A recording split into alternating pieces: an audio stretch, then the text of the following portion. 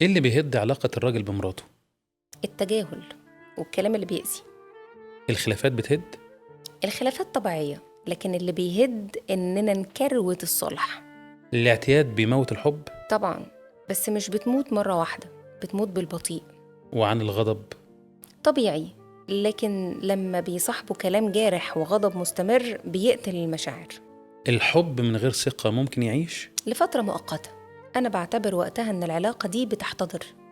السكوت؟ كأنك حاطط العلاقة على نار هادية، وهيجيلها وقت وهتغلي، ويا عالم هتلسع مين. الحب من غير تقدير؟ صعب. التقدير روح العلاقة. الغيرة؟ لو من غير وعي هتهد كل حاجة. الحب محتاج نقط.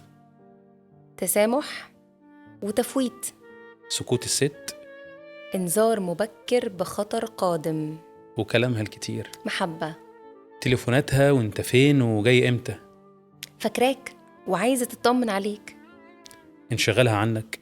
لو مستمر هيزعلك. لما تسامحك؟ حب ورحمة مش ضعف.